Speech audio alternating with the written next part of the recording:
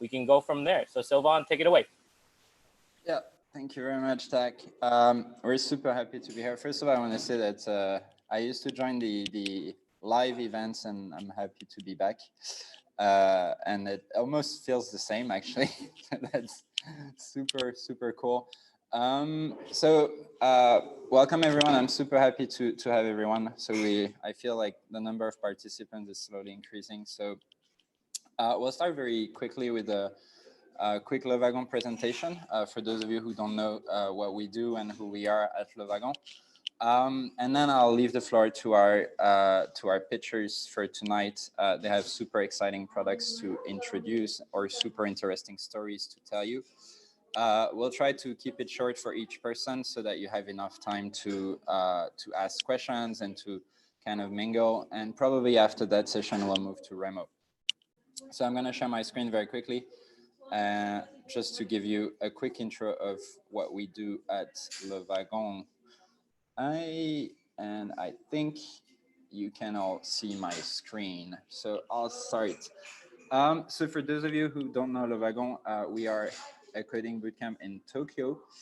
We started in 2016, and our goal really is to help people change their lives. So help creative people and entrepreneurs to change their life. And so we do that through two programs. One is a web development bootcamp, and the other one that we just introduced is a data science bootcamp.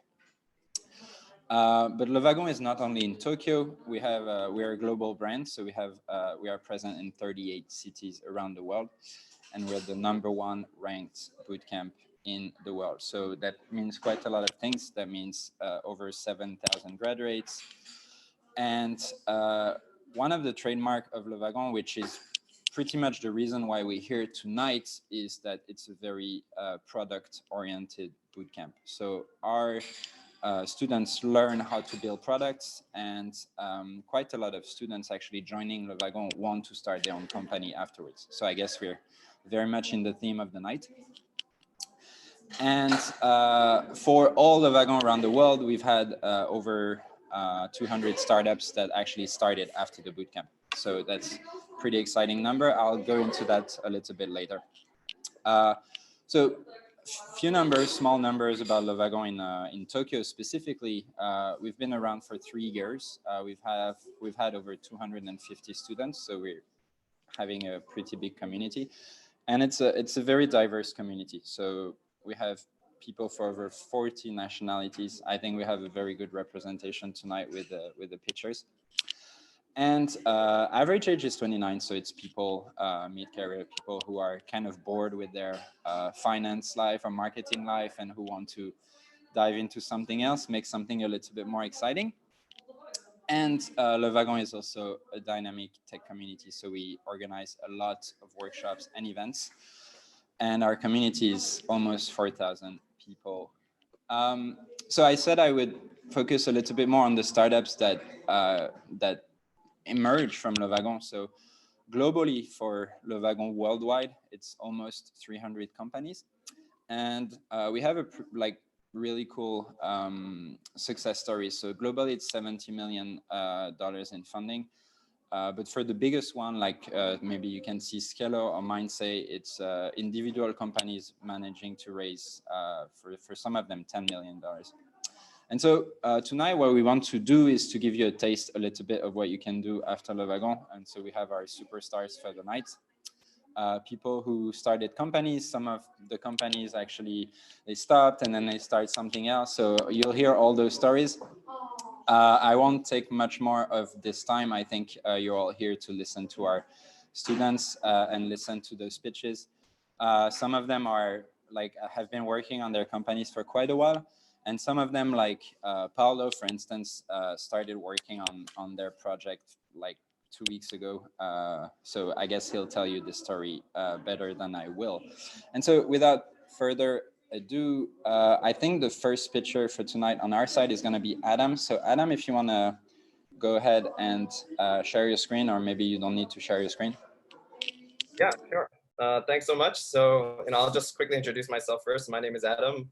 I'm currently a founder in residence at Entrepreneur First. It's the world's leading talent investor investing time and money in talented individuals who are seeking to start a new company. Typically, they'll try to match us with like a PhD researcher in their field in the area of deep technology. So over the next 6 months, I'll be spending time in Singapore to potentially start a deep technology startup. Prior to this, I used to live in Japan, and I was a former founder of ex-AoiShip. It was an e-commerce marketplace for Japanese fashion brands. And we were helping them access global markets, utilizing micro-influencers around the world for market entry.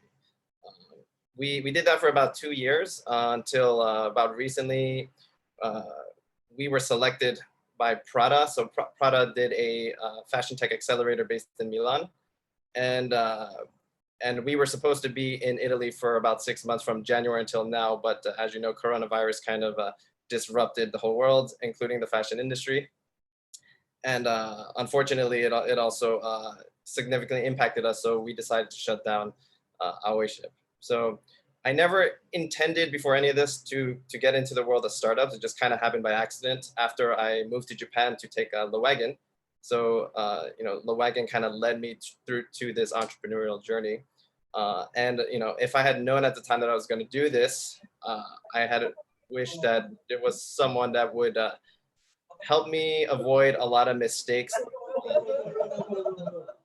Sorry.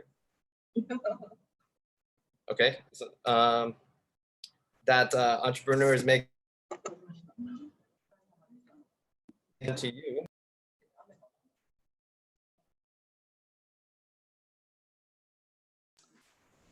Did we lose Adam? Seems like we lost Adam. Adam, where are you?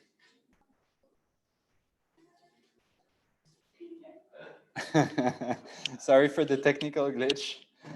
Internet in Singapore is not as good as Japan, apparently. If we have Adam back, we'll let him tell the end of his story. For now, so we'll move to our next feature for the night. And our next picture are actually two people. They are actually currently studying at Le Wagon. They're studying part-time with us. And I'd like to invite Aki and Shinya to pitch their company. So they're actually in the process of launching a pretty cool product. I think Aki is going to be the one pitching, right? I'm back, guys. I don't know what happened. Oh, wait, okay. Oh, my God. You broke my intro. Man. Yeah. I don't know where I cut off or where you guys. You have 30 seconds to finish your pitch, man. Okay. You know what? Long story short, serial entrepreneur here. Did startups. This is gonna be my second time, I'm here to talk about my experiences. And I shut down my last startup, ex-AoiShip, that was in Japan. A lot of takeaways, a lot of learnings from this. So if you would like to ask me anything about that in the Q&A, I'm happy to share my experience. Cool. Thank you so much, Adam. Cool.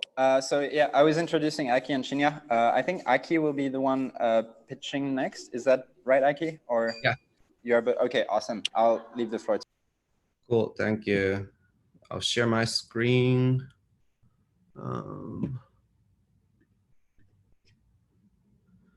Do you guys see the screen? You see it. Okay, great. And I guess I'll do the present. Still see this? Okay. So we I just want to make it clear that our main business is a hotel business, running lodging business. But we thought about adding a cool web app would make our guest experience better. So that's why me and my partner Shinya signed up for this bootcamp, and we're in the process of creating this cool concierge app.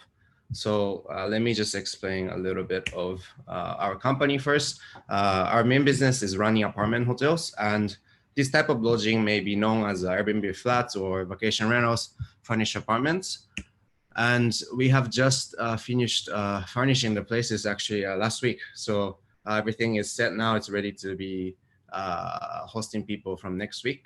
We also launched our website.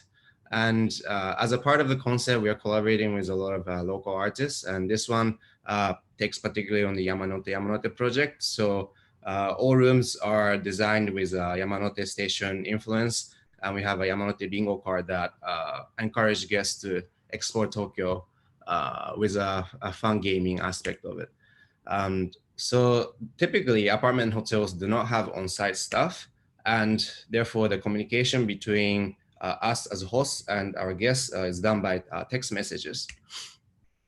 So the web app target is one side, it's our apartment hotel operator, us as operator to solve our pain points, but also it enhances the experience of our guests also. And today I'll talk about it from the guest perspectives. And so imagine that you're on your way to Tokyo and you're traveling, solo because you guys are independent travelers. And it's 9 a.m. after your long flight, you really want to drop your luggages. And so you contact your host or your hotel if you can check in early. And you wait for a long time. And when you're waiting, you don't have anywhere to go because your suitcase do not fit in your coin locker rooms. And finally, you have settled in a hotel, but then you have too little time to figure out what to do, what's best to do in Tokyo, because you have there's too much information on the internet. And so you ask your host for the recommendations, and he or she ends up giving you more choices, and you're really uncertain which ones fits your personality, or if the source of information is even credible or not. And even if you go for izakaya that has been recommended, it's a little bit intimidating to walk into places like this by yourself. And so you start to miss a buddy or new friend that you wish you had on your trip. And you miss the like-minded friend back home who would give you the great recommendations that you trust. And on your fourth day of night, you're running out of clean towels now. So you text your host again about getting new towels, and he keeps you waiting. And so there are some major points that I have mentioned during this imaginary trip. At this self-guided property like ours, the main points is requesting early check-in, late checkout, receiving extra amenities, and also finding local tips and a travel buddy almost. So we're trying to introduce this solution, Concierge L. Some of the features is you can request for early check-in or late checkout, extra amenities with just a button instead of crafting a long text message. And you can also see the local tips based on your taste, your personalities. And this is more available for guests who want to take a step deeper into the app. So you can make up your profile and see other people's profile that are staying in the same property in the same city. And you can create your own city guide based on who you are, what you're interested in, why you're here for.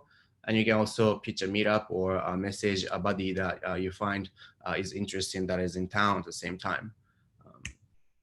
So yeah, so that's us, and we're in the process of still developing the ideas and things, and we just launched our website today, so you can check us out. So, thank you. Awesome. Thank you so much, Aki. I think I should mention that, that originally when you joined our part-time session, the idea was also to develop parts of your application to our bootcamp, and it's happening in a couple of weeks, I believe. So yes, I'm excited to see that as well. Cool. Next up, I believe we have Brian. Brian has been working on his app for, I think, a couple of months now. And he's a trekking fan, so he's going to be talking about trekking and mountains. Brian, you're up. Okay, good evening, everyone. As Sylvain said, I'm Brian. I'm currently developing an app, a gamification app called YamaQuest. Now, what YamaQuest is basically a similar concept to Pokemon Go, only instead of catching them all, you're going to climb them all, right? It's the goal is to climb many mountains and gain experience points based on the difficulty of the mountain, grow levels, and the along the way, like learn skills, have a good time, and also improve your physical and mental health. So the basic idea of the app is to make hiking more accessible to more people and help help make it more available to more people. So the way it does this is one of the troubles that people often have when they're interested in getting into hiking is they don't really know where to go or what to do. And YamaQuest aims to provide a sort of a quest system for novice hikers so that they can very simply and easily get directions on where to go. We have a database of mountains, and it can for your first quest dynamically recommend to you the nearest mountain that it can be climbed in a couple of hours, requires no special equipment, and is easily accessible by train. In that way, progressively, as you complete more and more tasks, you can level up and get access to quests that are based around much more difficult situations, like, for example, a mountain that might take 2 or 3 days to hike to and climb to the top of. Now, of course, being as it's quite a technical hobby, but also something you probably want to be doing with other people, the app is planned to have a social networking aspect so that you can meet others who also use the app and go out hiking together and make friends. And especially if you want to try something new that you haven't done before, you can connect with people who have actually done that. For example, if you've never done an overnight hike before, there's a lot of special skills involved in that. And you should probably be going out with someone who has that experience, and you can connect with that. And finally, the app aims to be an information providing app. Application as well. So you'll be able to dynamically display statistics about various mountains, look at interactive maps, and get details about, say, what equipment is required for this particular mountain. Notifications, for example, if it's a volcano, what's the activity level? Or what kind of wildlife is in the area? Are there bears? Do you have to watch out for that?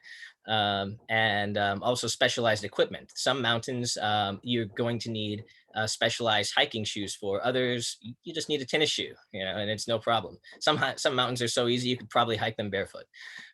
So we want to make sure that everyone has that information. So I've only been working on the app now for a couple of months, and I'm working on it on my own. So I haven't developed a whole lot, but what I have built so far is a map that displays information about the 100 most famous mountains of Japan. So I'd like to share that with you guys right now. So let's see if I can get my screen share up, and let me see here. No, not that. Whoops. Oh, we're back to Remo. There we go. Okay, so here's my my app that shows my map, which shows the 100 famous mountains of Japan.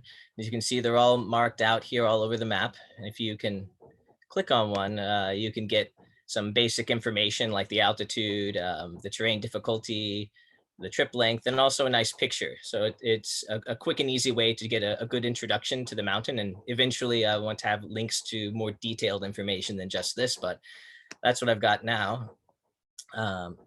And you can click on an area, for example, Hokkaido, and narrow down just to that area and see just the mountains in that spot. And if you really zoom down in, you can even get the terrain information.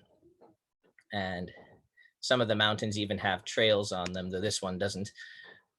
So yeah, let's turn that off. Cool. Awesome. How do I turn off my screen share here? I'm not sure how to do that. But anyway. I think it's. Oh, there we go. Yeah. All right. Yeah. So that's all I've got for now. But if anyone is interested to in the project and wants more information, or is interested to contribute, feel free to send me an email. Awesome. Yeah, don't hesitate to share maybe the link to your app if you want some beta testers, and maybe your LinkedIn profile in the chat. Okay. Cool. So next up, we have one of the superstars of the show. Some of our new students actually see him as a genius and a superstar. So I'd like to introduce Hide. Hide has been doing a lot of things over the past couple of years. He's actually one of the very first students of Le Wagon. He recently wrote a book, and I guess he's going to be talking about it. So Hide, if you want to take the stage. Thank you for Sylvain. I'm Hide, and I'm founder and the CEO of the Ringi Inc., Ringi Incorporated, which means workflow system in Japanese. Because I used to create a workflow system before this my current project, and so let me start sharing my screen. Okay. So okay, this one.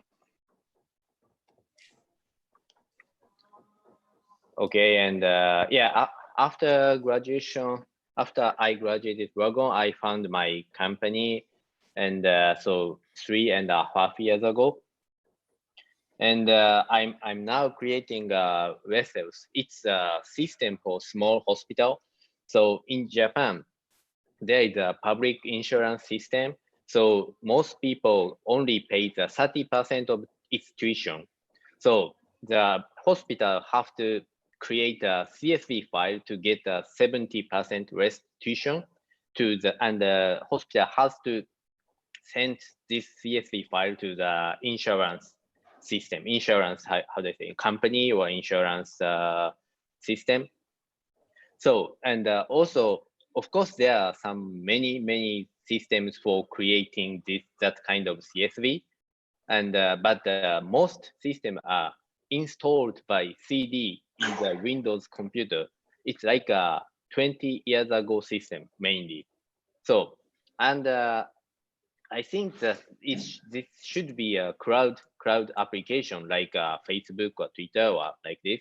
So, but unfortunately, most hospitals are using the Windows-based CD installing system. So that's why I created this system. And also my parents are running a small hospital.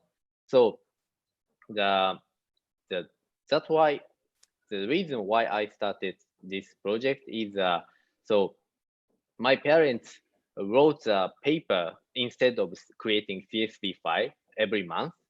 So then they said me and we want to quit writing paper every month. So would you search a good system for us? And okay, of course. And I searched the system, but of course, as I said, most systems are Windows-based CD installing system, so it's not good.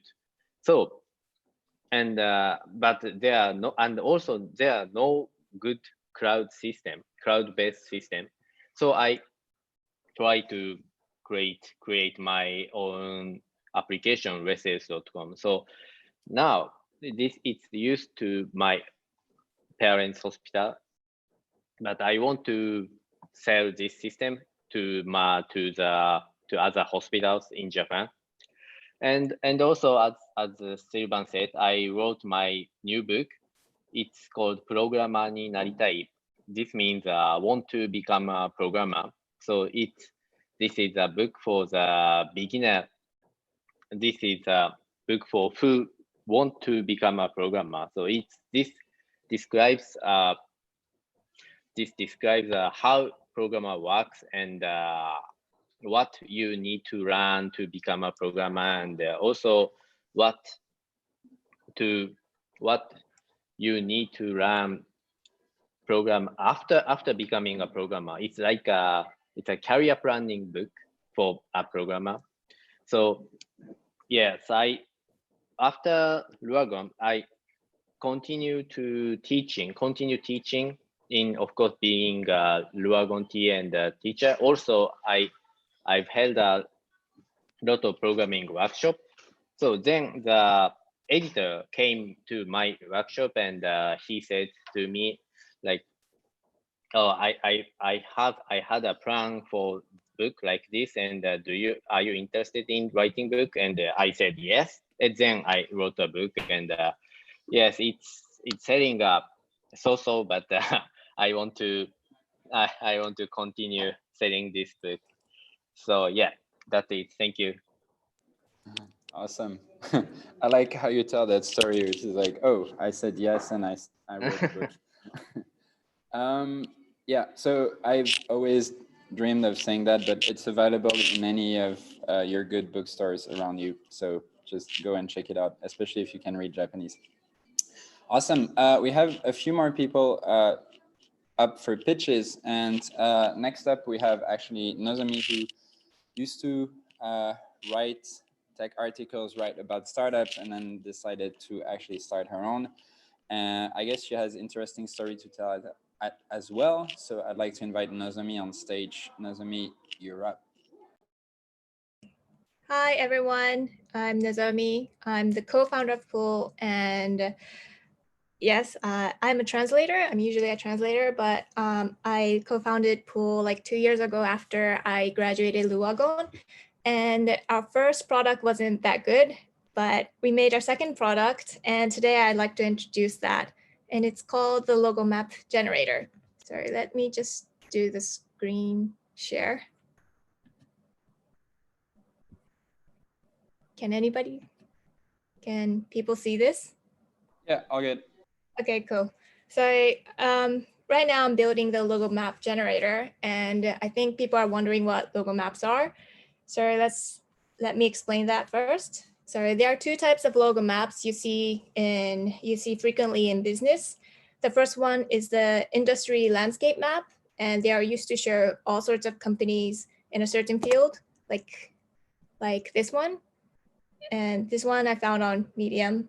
So many VCs and analysts use these for like market research purposes. And the second one is the positioning map. And these are ones to show that like the competitive advantage of a company against other competitors. For instance, Airbnb had a slide in their early pitch deck like this one. So while logo maps are really great for presentation and all that, it's pretty time consuming to make because you have to go to each site and download the logo and copy and paste it onto your slide and so on. So what logo map generator do is to create kind of these logo maps really simply. So I have a demo to show you. So let's move on. So this is my dashboard of the logo map generator. And let's say we're making an industry map for remote work. So I need to kind of make that smaller. And sorry. Oh, sorry. Can you guys still see this? Yeah, all good. Cool. So let me add a category here. So say like this, I'll make a category like that and like add a name. Let's say I want to add a video conference logo here. And let's say I want to add Zoom. Sorry, I'll click the plus button here and add a keyword or a URL. So I'll write in Zoom and find the URL. This is going to take a little bit of time, but it will give you the screenshot of the front page like this. And I'll move the window so I can get the screenshot of the logo.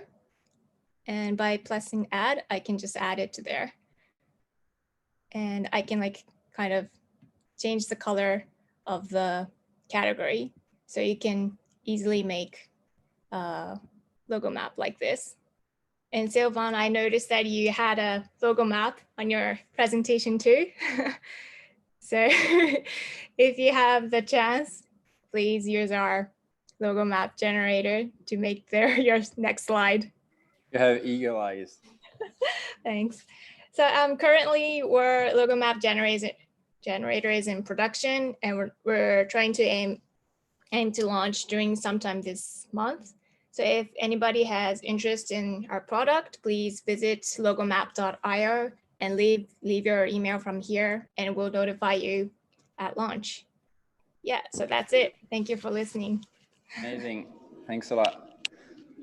I discover stuff every time you present. I discovered pool and now I discover logo map. I'm super happy. Okay. Awesome. I'll Cool. do it. We have a couple of people to pitch, and actually tonight we have someone joining us from Bahrain. Sal, I think you're up.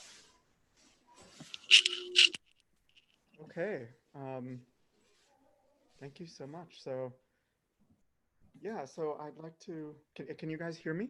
Is everything okay? Okay, awesome.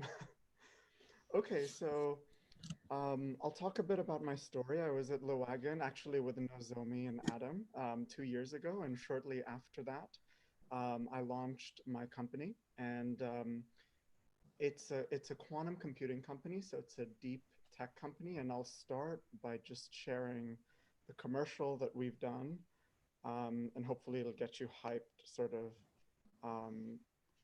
for what I have in store next. So yeah, so please enjoy the commercial.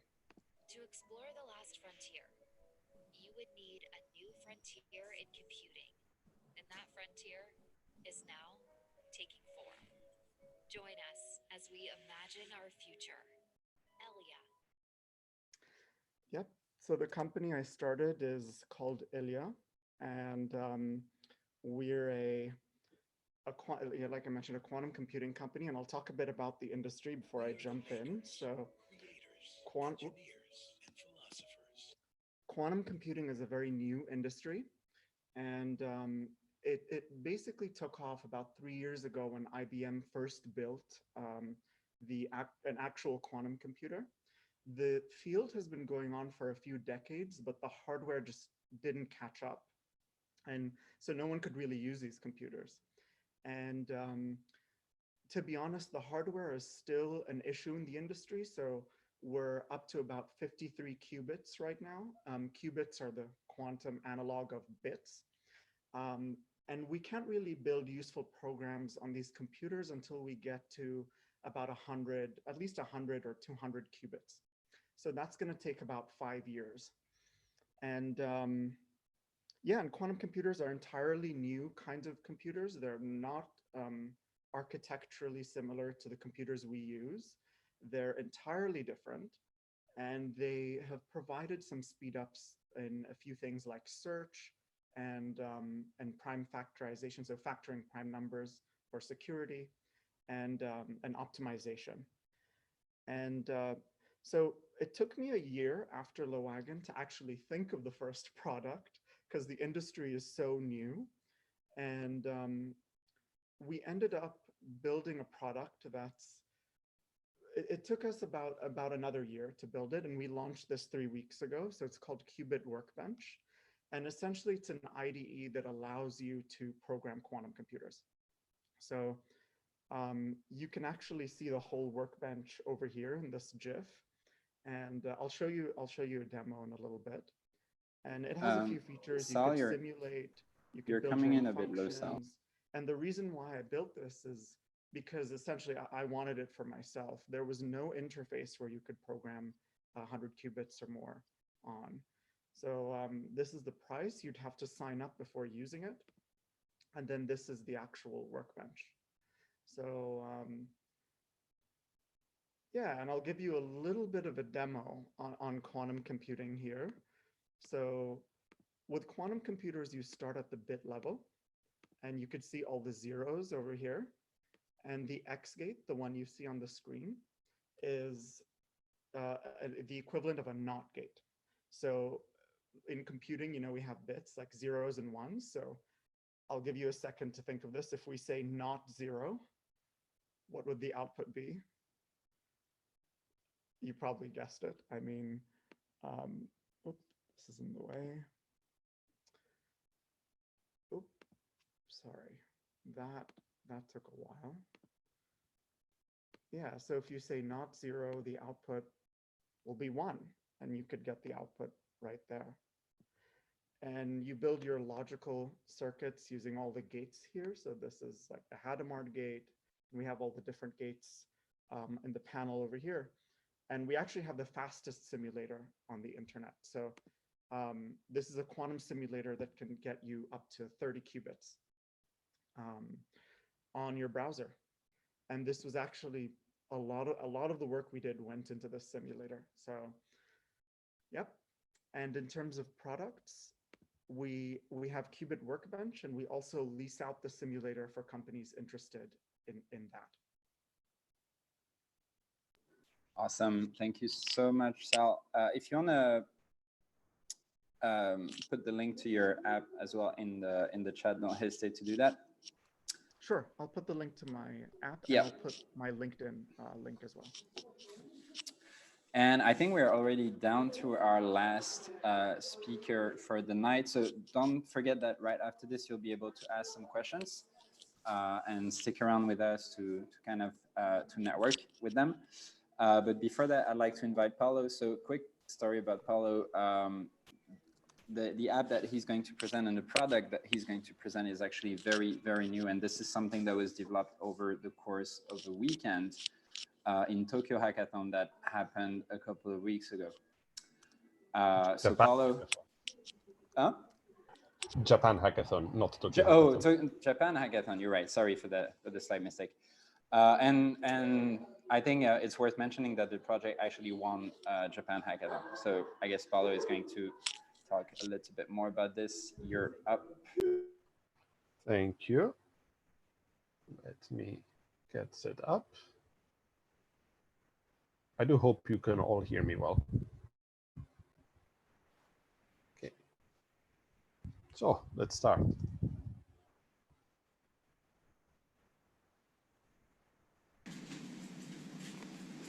So I did the big letters. Why don't you do the rest? Why? Why? Have you ever had a similar experience where it got so hard to get your kids to do their homework? Many parents have recently realized that kids who normally like to go to school, when the schools went into lockdown, they all of a sudden hate it. And a big part for that is that remote school is not school. It's just a pile of homework that they have to go through each day. So doing homework is an activity that essentially is, you do it alone. And especially for young kids, this brings the feeling of loneliness. And in the long term, this loneliness can have a lot of consequences. It can bring problems with their mental health, which then translates into physical health. And then step by step, it brings them into a bad routine. This is why many people are talking about that this COVID-19 generation will become the lost generation, unless we do something about it. Hi, my name is Paulo D'Alberti. I'm a licensed teacher and a father of 2 kids. And together with my team, we've decided to tackle this situation. Our approach is to start from group work. The reason for that is that group work in itself brings a lot of benefits. It raises the achievements of all students, it builds positive relationships, gives experiences for healthy development. So group work is not just about let's complete an assignment, but it brings all the social elements that are lost when you work on your homework alone. So if we want to start with group work, then we thought, okay, who are the group work experts? Who are the ones who have a lot of experience in the industry and know how to do group work properly? Well, it turns out that in the IT industry, they have a great methodology for group work called pair programming. And pair programming has a lot of very well documented benefits. It brings more satisfaction to the developers. It increases their discipline, where they don't go and start looking at Facebook every 5 minutes. There's a better knowledge sharing between the one who has more experience and the one who has less. It helps them develop interpersonal skills, team cohesion. And it's actually really simple to apply. The principles are as follows. There's one person writing at a certain time, and the other one supports them. At specific intervals, they switch this role, and then after they've been working intensively, they take a break. Now, since it's so simple, the first reaction would be like, okay, then why don't we use some of the existing remote learning tools? Why do we need a new app for that? Well, the first go-to apps would be something like Google Classroom or Microsoft Teams for remote learning. And they are great apps, and they have great solutions for lectures or to share the slides, or to give assignments. But when you want to go and do some group work activities, they don't have any inbuilt solutions for that. And the reason is that they are designed for a webinar and individual style. So, okay, we cannot use the two big players, but what about some workarounds? Well, you could use Zoom for group calls, and then you can have like one Google Doc, and the students get to write in there.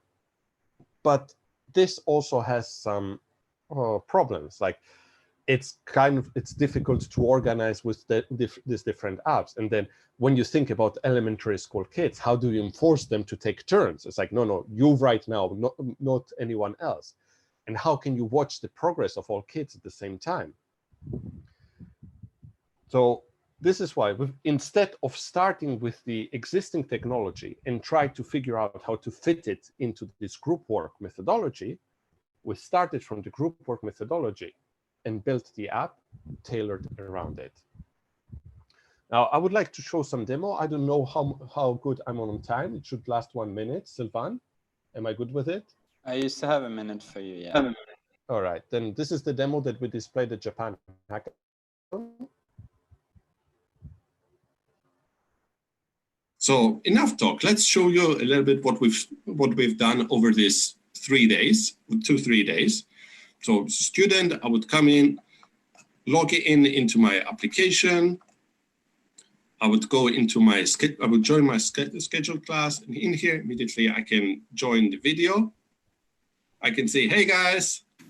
Hey Paulo. Like that. And together we can join our group where we see the assignment that we have to do. So Julian, I think it's your turn to fill in some information. Okay, yes, run. What's the next one? Well, it's okay. You guys will figure it out. Oh, there we go. Okay, I'll go back now. So I leave as a student, and now to show you as a teacher how it would look like. Logging as a teacher, I can see all the groups that are currently working. I can see the scores, how they're dealing, and then I'll join one of the specific groups. I see here maybe they're struggling. Let me join in the call. It's a bit difficult. Still difficult. Well, start with this simpler question. I'll get back to you later. Okay, so this is what we have. Okay. So this is a simple demo of our app. We're still working on it. Our goal is to become an in-class substitution for public elementary schools. And at this moment, we are looking for tutors, schools, learning institutions who would like to join in the pilot project, who would test this app in production, give us very, very valued feedback. So that's it from my side. Thank you very much for listening, and I look forward to talking with you. Thank you so much, Paulo. I think everyone deserves a round of virtual applause. I'm gonna give mine. Well done, everyone. Thank you so much, guys. So we have a few minutes for questions. So if you have questions for any participant or for participant as a whole, don't hesitate to drop them in the chat. I'll be animating a little bit that Q&A session, and we'll be doing that for, I guess, maybe 20-25 minutes. And after that, I believe we'll all switch back to Remo so that you can network as you wish and talk to individual people. So if you have some questions you'd like to ask to a specific person or all of our pitchers, don't hesitate to drop them in the chat. And so that's usually the time when people start typing, and it takes a couple of minutes for the questions to come in. And that's when I'm supposed to fill the time. So Paulo, how did you get the idea of your product? I believe that you have a few kids at home. I do have 2 kids. They are not elementary school age yet, but I am connected with other parents. And it was one close friend of mine who actually shared this struggle that she had, where yeah, in Italy, schools went into lockdown, and it was exactly as I explained. Like, it was, the school was like, well, here's your pile of homework, get the kids to complete it. I mean, the first day, the son was like, yeah, sure, I'm going to go through all the homework, I'm going to complete it quickly, because then I can go and meet with my friends, do other activities. But as time passed, every day it became more and more and more difficult to get him to do anything. Yeah, and hearing this struggle, this pain, it really got me thinking, what can we do to help her and other parents, and especially other kids who are struggling like this? Cool. So you developed the app just over the weekend, right? Yeah, we joined the Japan Hackathon, and I mean, I really didn't know like how much this was going to be something realistic or like interesting, and it was good to get this validation in terms of like winning the competition and now being able to move on top of that, like ride that wave forward, and getting people texting like, hey, would you like, do you need some help? Is there something that I can do for you? And just slowly building a grassroots foundation. Yeah, because we were talking like earlier, and you were saying that you were not sure that you would continue, and then maybe seeing like all the support and feedbacks, you thought, oh, well, it might be a good idea. So yeah, I guess that maybe is the best kind of a validation. We have Sasha actually curious about some of the projects. So an idea to, well, anyone who wants to answer, I guess, but Sasha's question is, did you change your product idea as the time passed? So did your product evolve, or, so not necessarily for Paulo, but I guess for some other people as well. And then I need to point at people. So maybe I'll invite Nozomi to share a little bit her experience, because I think, well, there was a pivot and a little bit of a transition also from Paul to your new product. So yeah, if you want to share that a little. Okay. Hi. So the question is, did you change your product idea as the time passed? Actually, not really. Our first product was called Pool, and it was aimed for like a small team of editors, so to manage all their freelance writers. But we actually built the product and went to a couple of editors if they wanted to use our product, but we kind of found out that it was really hard to get them implement the product, because all the freelancers use different like machines and software, and they don't necessarily needed our product. So that didn't work out. So our next product, Logo Map Generator, is something that we found on the, like, we found a lot of blog posts that had these logo maps. And one of them actually said that if I had a tool to build one of these logo maps easily, he wants it. So that's how we've got the idea and just build it out. So and then you contacted that person, send him the tool, and then they say, oh, actually, I found something else to do it. Maybe we haven't done that yet, but if we launch it, we'll definitely let him know that we built it for him. Cool. So yeah. Cool. Awesome. I'll make sure we cover most questions. So I'll switch to the next one. We have a question from Yusaku asking, so being asked to Aki and Shinya, and it's about the challenges to differentiate yourself from Airbnb and other real estate operators. Yeah, okay, I can answer that. So essentially, we are not competing with Airbnb. Airbnb is a marketplace, and we are more of the supply on Airbnb. So we are the lodging operator, but in a sense, we want people to book from our own website rather than Airbnb or Booking.com or Expedia, where they take a pretty big chunk of our sales as a commission.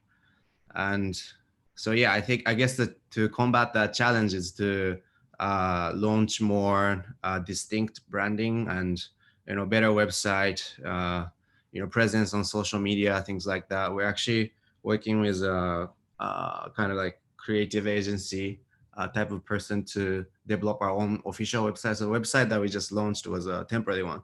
So we're making a official one with more brand identity and a tone of voice that's still being crafted. And yeah, hopefully that answered your question. Do you want like a better experience for guests, like, right? Whereas like Airbnb or some other, they're kind of like optimizing the UX when people book and get in touch with hosts, but you want like the real thing when people are in the place. Yeah, and it's really sending out the message that it's kind of like a really good Airbnb that you find on Airbnb, but with a human kind of personality touch digitally, and with hotel cleanliness standards. So those are some of the I guess product characteristics that we can highlight when we fully launch. Got it. Cool. Let's move to the next question. Thank you so much, Aki. We have a question for Adam, actually. And I guess it's a very interesting question for everyone. What's the most valuable lesson you learned so far from your journey? Especially because you didn't expect to dive into entrepreneurship initially. So I think you might have interesting insights. Yeah, so actually, before I got cut off earlier, I was going to share something. It's 5 of the most common mistakes that first-time entrepreneurs make. I made hundreds of them, and I made all the mistakes that entrepreneurs do on the first time. So it's okay, just 1 minute, I'll share my screen to go through that right here. So, 5 of the common mistakes that I made was first I coded before selling instead of selling and then code. If I had to redo AoiShip, what I should have done was try to see if there was a market demand for what I'm trying to build. Initially, I had just assumed that there was going to be a market demand, and I built all of the product that I thought was going to be desired from the market, and ended up being very costly and time consuming. Second, getting funded versus getting profitable. So, I'd say when we first started, we did have some funding, it was like a business loan from JFC. If I had to redo it, I would have used those funds to get profitable. Instead, a lot of the time we were just trying to chase fundraising, which I think was a mistake, when I think we could have used that time to really just prove that there was traction, and it would have made fundraising actually a lot easier. Third, it kind of ties to what I just mentioned. Because we were chasing fundraising instead of proving traction, we had less data points to use. So a lot of times when we were pitching, I was counting on using emotions more because I just didn't have the data points to showcase that there was actually a market demand. Next, building more features versus building less features. I think when you're building a product, you really want to keep it what an MVP really is, as in minimum. We just were building all of the features that we thought people would want to use for our platform, when I think we should have tested that at first. And finally, and this is one that you'll realize if you start getting momentum, you might start getting some press release. I would say instead of getting high off a press release, try to get high from rising business KPIs. So you can have a lot of exposure, get a cool press release out there, and it makes you feel really good. But in reality, it doesn't really move you forward in terms of your ultimate goals and trying to scale your company. So these were just some of the things that I wanted to share earlier in terms of.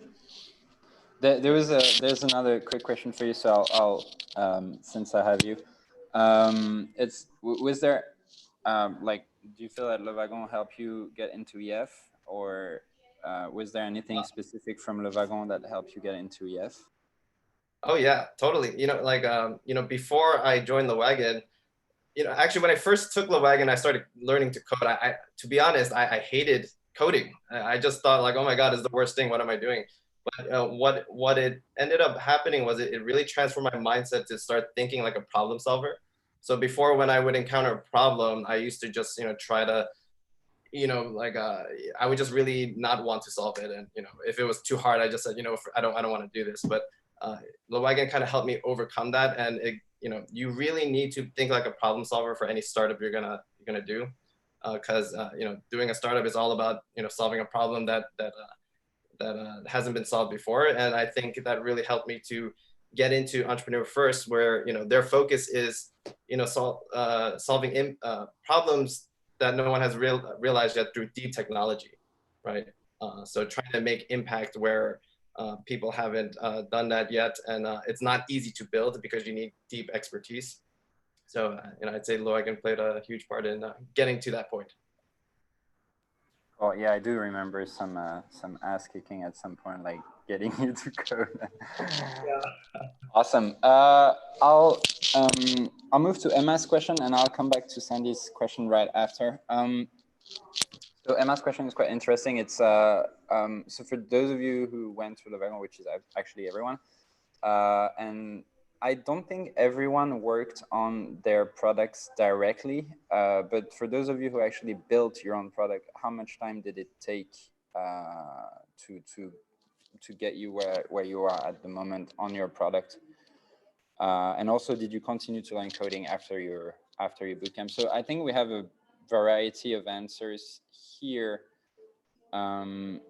Maybe Brian can chip in a little bit on that one, because you've been working on YamaQuest for what, like a couple of months, but on and off, right?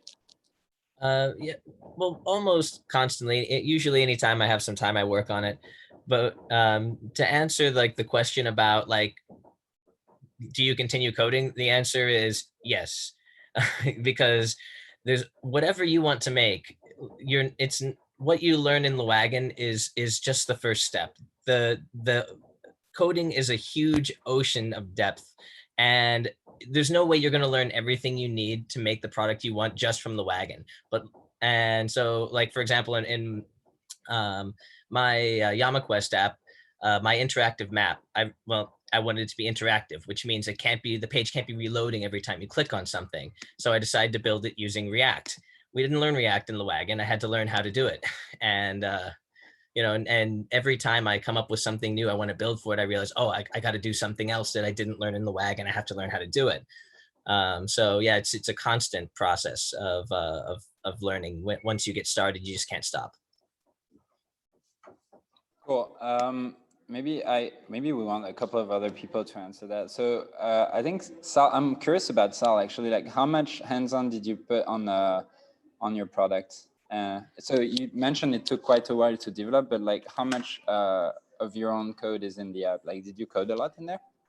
Yeah, that's a really good question. So, to reiterate, I didn't stop coding after Wagon, and I built the initial website in Rails, and actually it's still in Rails. So it's still most of my code on the front end, but with the backend simulator, we coded it in Rust and compiled it to WebAssembly, which was all new to me. And then the front end for the actual interface is in React. So that was a lot of fun learning all of the little components that kind of go into a website. I'd say if I didn't do Wagon, I wouldn't have understood any of that. So I'm really, I'm really grateful. Cool. I'll go to Nozomi very quickly, and then we'll switch back to Paulo because there is a question right after. So for Pool and also your new product, so how much coding did you actually do? Not much actually. I'm working with another partner, and I'm still building the like the front page and the front end. So, and this isn't built in Ruby, it's built in React as well. So I had to learn that as well and keep on learning. And before this product, we tried to build a Slack app. So we kind of dive into that as well. And it's, yeah, what you said before, I think it's an iterating process. You have to keep on learning, and there's new technology coming out like every month. So it's a constant learning process. Cool, thank you so much. I wanted to ask Hide as well, because like Hide has been pretty much learning new stuff every single day. I see him, he's like reading books and so Hide, what's your feedback on that question? Yeah, of course. So in these days, I continue coding and learning new system because there are a lot of new frameworks, and also I'm also interested in the learning new things. Like so in the bootcamp, we've learned Ruby on Rails and JavaScript and HTML, but there are a lot of languages and frameworks like C or C++ or Rust or Haskell. So yeah, and also it's very interesting and fun for me learning new things. So I love learning, and also I love teaching as well. So teaching is the most good way to learn new things. So so doing teaching and the learning cycle is very good for me. Cool, thank you so much. Paulo, are you still with us? Yeah, I'm here. Okay, because you turned off your camera. I think you had things going on. So, I mean, maybe you can tell us a little bit about your, like, the product itself, I mean, the MVP really, quickly, and then there was another question. So I'll let you talk about the product first. The product testing is exactly the phase where we're trying to get right now.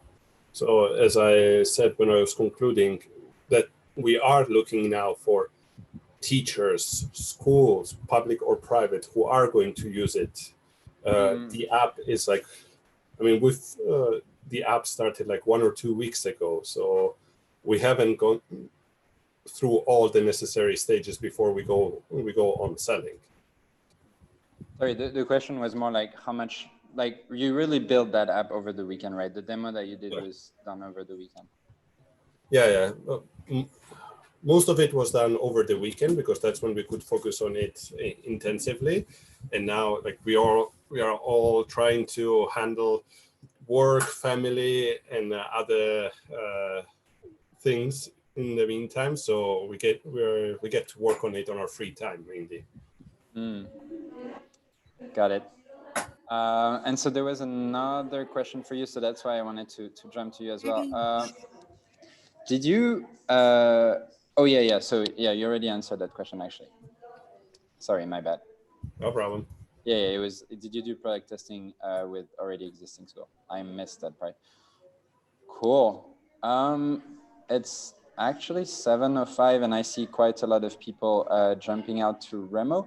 I think if some of you want to talk individually to some of our students and some of our pitchers for tonight, some of them will still be around in Remo. So I encourage you to go directly to their table and talk with them. I'd like to thank everyone for joining this pitch session. I believe it's been recorded on YouTube, so we can watch it and rewatch it again. All the pitches were super great. I want to thank Tak and Sasha as well, because she hasn't been talking much, but she's been organizing pretty much everything. So I just get to talk and animated, but everything from the organization to linking up with VC has been done by Sasha. So thank you so much, Sasha. And we'll see everyone in Remo then. Thank you so much. Thank you, Sylvain, and thank you everyone for participating.